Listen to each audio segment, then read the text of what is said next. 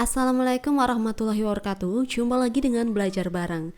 Nah, ada kabar gembira nih. Ya, CPNS 2021 akan segera dibuka pada bulan Maret. Kita bakal share juga mengenai ini dia formasi minim peminat yang bisa jadi pertimbangan kamu buat daftar CPNS nanti. Nah, seperti apa itu? Mari simak berikut ini. Berita terkini. Sekitar bulan Maret akan kita buka jadwal seleksi CPNS 2021. Ujar Menpan RB Cahyokumolo pada Rabu 4/11/2020.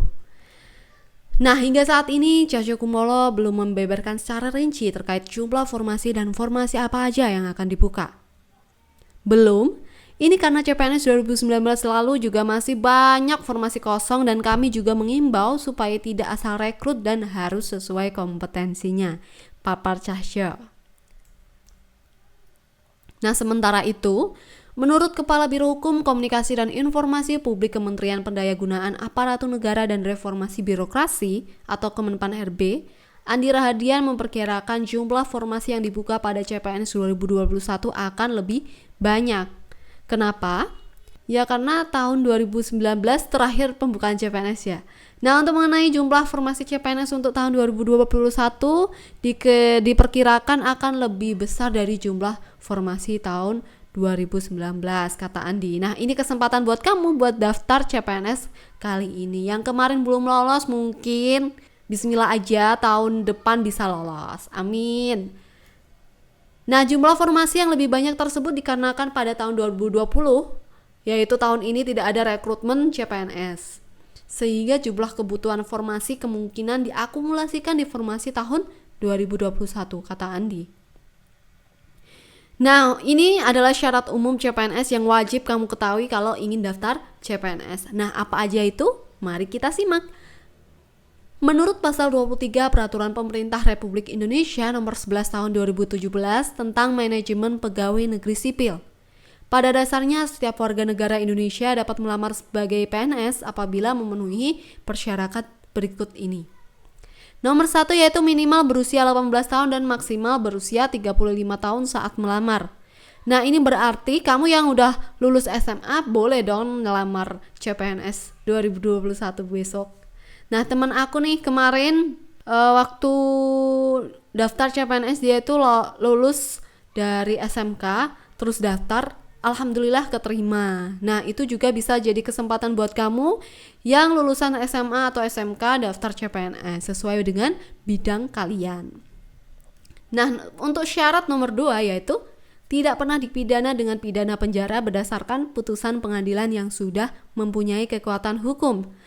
Karena melakukan tindak pidana dengan pidana penjara 2 tahun atau lebih. Nah, berarti sebisa mungkin kalian tidak ada jejak dipidana atau berperilakulah yang baik kalau ingin daftar CPNS. Yang ketiga, syaratnya adalah tidak pernah diberhentikan dengan hormat atas permintaan tersendiri atau tidak dengan hormat sebagai PNS, prajurit Tentara Nasional Indonesia, anggota Kepolisian Negara Republik Indonesia atau diberhentikan tidak dengan hormat sebagai pegawai swasta. Selanjutnya adalah nomor 4, syaratnya adalah tidak berkedudukan sebagai calon PNS, prajurit Tentara Nasional Indonesia atau anggota Kepolisian Republik Indonesia. 5. Tidak menjadi anggota atau pengurus partai politik maupun terlibat politik praktis. 6. Memiliki kualifikasi pendidikan sesuai persyaratan jabatan yang akan dilamar. 7. Sehat jasmani dan rohani sesuai kualifikasi jabatan yang akan dilamar. Nah, di sini biasanya nanti ada surat keterangan sehat syaratnya.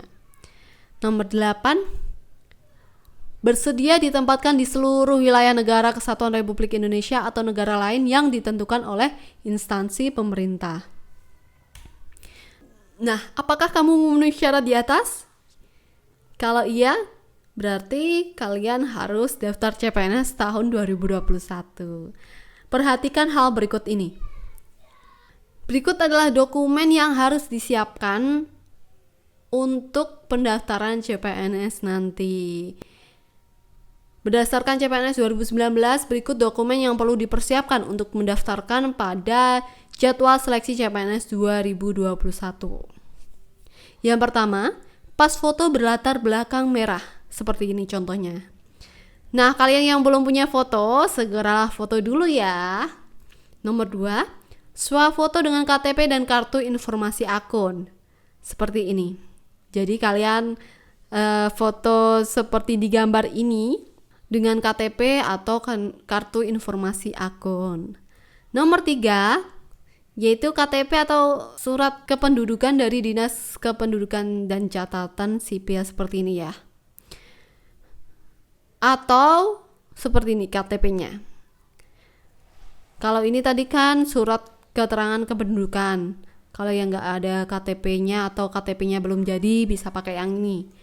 Nah, ini kalau yang udah punya KTP, contohnya seperti ini. Nomor 4, ijazah. Ijazah sekolah terakhir ya pastinya. Seperti ini. Yang kelima adalah transkrip nilai. Contohnya seperti ini ya. Yang keenam, surat lamaran.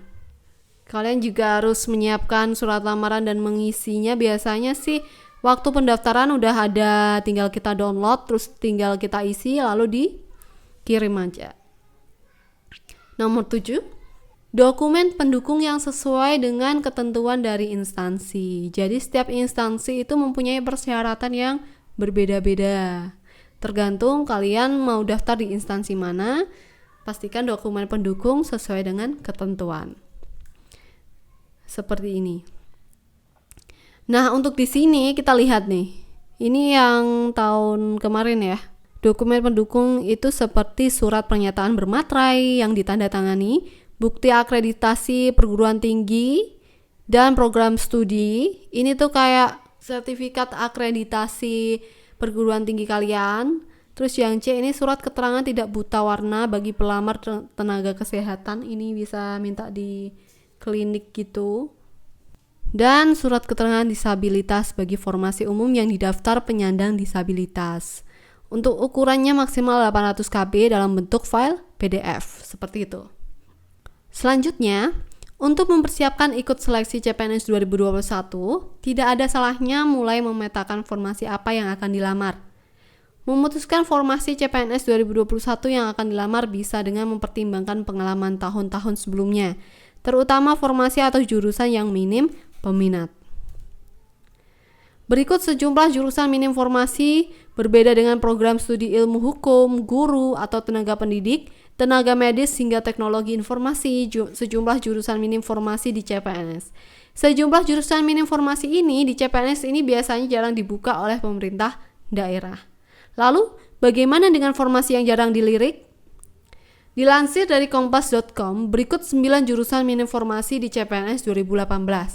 Yang pertama, D3 Metrologi Kementerian Perdagangan Jabatan Penera Terampil, terdapat 8 formasi umum.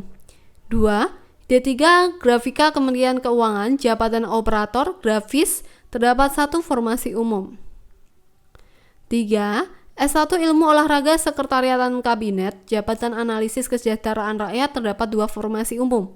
4.